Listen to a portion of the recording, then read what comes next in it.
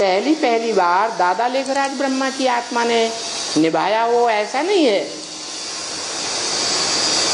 उसको जन्म देने वाला जो पिता था, ज्ञान का बीज डालने वाला, वो भी यज्ञ के आदि में वेदवाणी है, ब्रह्म वाक्य है कि उसकी लाश को गुम कर दिया गया।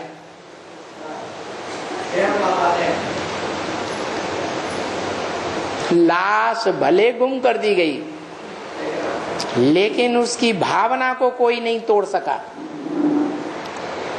लाश गुम होने का कारण था, क्या कारण था कोई को पता होगा? धोबी घाट। हाँ, धोबी क्या करता है? कपड़े धोता है। शास्त्रों में कपड़ा किसको कहा गया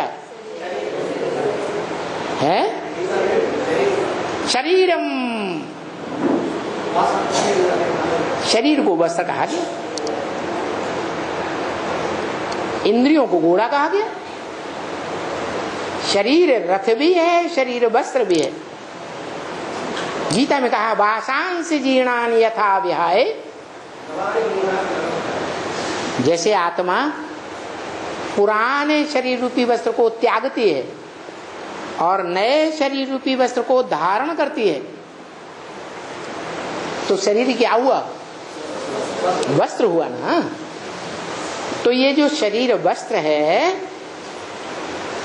वो वस्त्र माता के रूप में ब्रह्मा ने धारण किया और उसके बाप ने भी धारण किया, जिसने ज्ञान का बीज डाला था ब्रह्मा में। तो कि तुम सतयुग में कृष्ण की आत्मा बनोगे, तुम्हारे साक्षात्कार का ये अर्थ है। जो तुमने साक्षात्कार किया कृष्ण बच्चे का, तो जिसने साक्षात्कार किया था प्रैक्टिकल में, उसकी बुद्धि में बैठ गया, बाकी किसी की बुद्धि में नहीं बैठा। तो भले वो धोबी घाट की बात को लेकर के उस बेहद के वाशरमैन ने, प्रैक्टिकल में पार्ट बजाने वाली ने शरीर त्याग दिया, परंतु अपनी धारणा को नहीं त्यागा। क्या नहीं? जो ब्रह्मा भी उनका विरोध करता रहा ओम मंडली में, बोला है, ब्रह्मा की आत्मा ने इंटरफियर करके बोला, ब्रह्म वाक्य में ही बोला। क्या बोला याद है? ऐसे ऐसे बच्चे थे जो मम्मा बाबा को भी डायरेक्शन देते थे, सामने बैठ करके योग की ड्रिल कराते थे, उनमें बाप प्रवेश करते थे। हम समझते थे ये तो बहुत ऊंचा नंबर माला में आ गए। उनको कितना समझाते थे विकार में मत जाओ, लेकिन उन्होंने नहीं माना। अब उनका पद भ्रष्ट हो गया।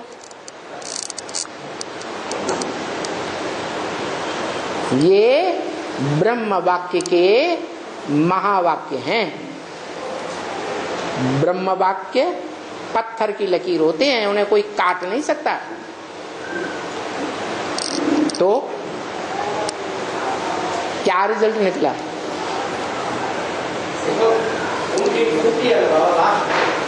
हाँ,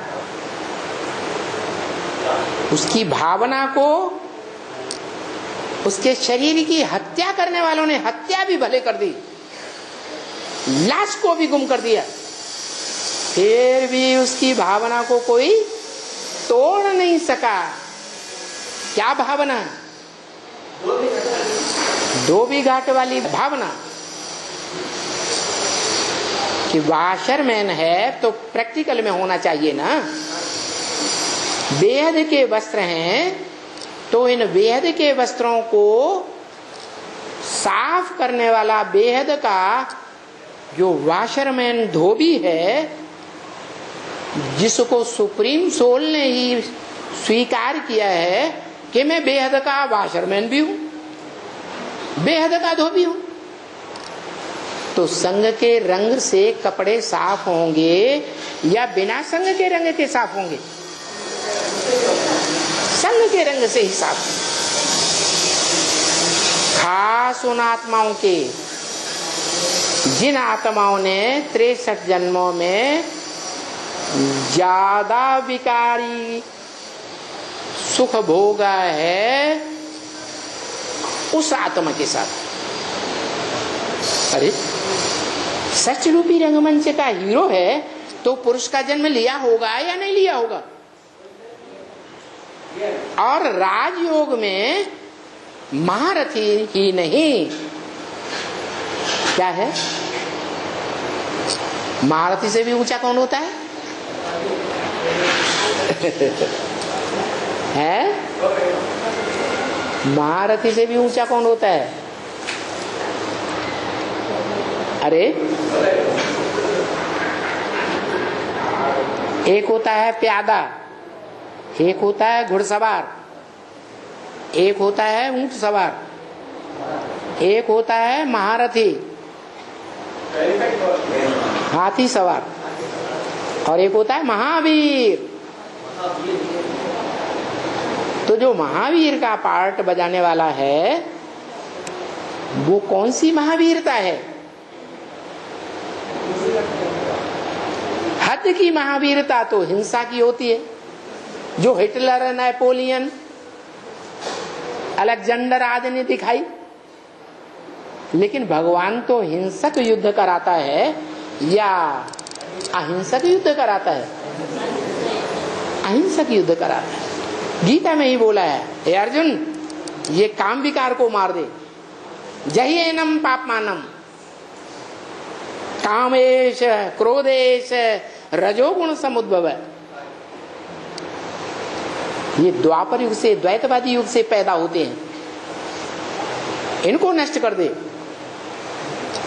तो देखो, भगवान ने कोई किसी व्यक्ति को हिंसा करने की बात नहीं कही है गीता में। भगवान ने तो ये कहा है, ये जो काम महाशत्रु है इसके ऊपर जीत पाए, इसको भस्म कर दे, राख बना दे। और शास्त्रों में ये बात प्रसिद्ध है कि कामदेव को किसने भस्म किया, राख बनाया है? कहते हैं शंकर ने राख बनाया। तो जब राख बनाया तो काम को भस्म किया, अपने अंदर के कामदेव को भस्म किया कि कोई बाहर का देवता था जिसको भस्म किया? अपने अंदर के काम को भस्म किया। और वो तो मुख्य डकैत है, काम क्रोध लोभ मोह अहंकार की मंडली है डकैतों की।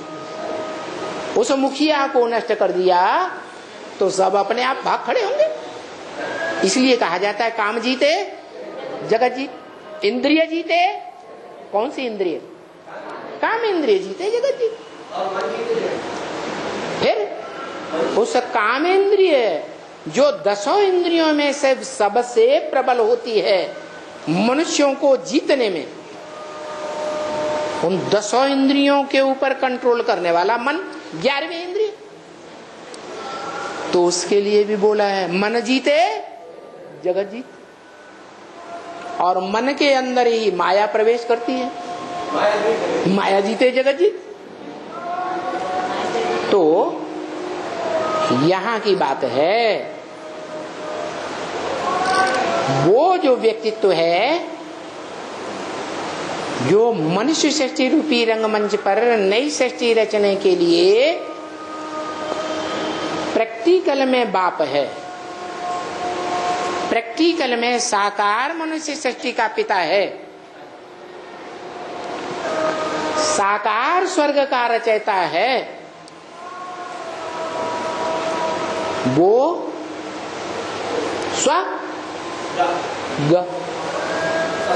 स्वर्ग वो ही रच सकता है जो स्व स्थिति में गया।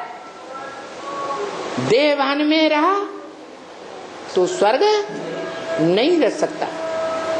तो वो शिवलिंग यादगार है कि वो शंकर वाली आत्मा जो साकार शरीरधारी है, शिव निराकार का बड़ा रूप है। जो शिव सुप्रीम गॉड फादर ब्रह्म वाक्य बोलते हैं कि तुम बच्चे छोटे रूप ज्योति बिंदु को याद नहीं कर सकते हो, निराकार को, तो बड़े रूप को ही याद करो। तो शिव जिसमें प्रवेश करता है वो शिव का कैसा रूप हुआ? बड़ा रूप हो गया। उसी बड़े रूप साकार को वो वरदान देकर जाता है, आप समान बनाकर जाऊंगा। जैसे मैं निराकार हूं वैसे तुम बच्चों को भी निराकारी स्टेज धारण करा के जाऊंगा, नंबर 1। तो जो अव्वल नंबर निराकारी स्टेज धारण करता है, आत्मिक स्थिति में टिकता है, अणु अणियांसम अनुस्मरेत्य है, अनुरूप में निरंतर सदा काल के लिए संगम युग में टिक जाता है।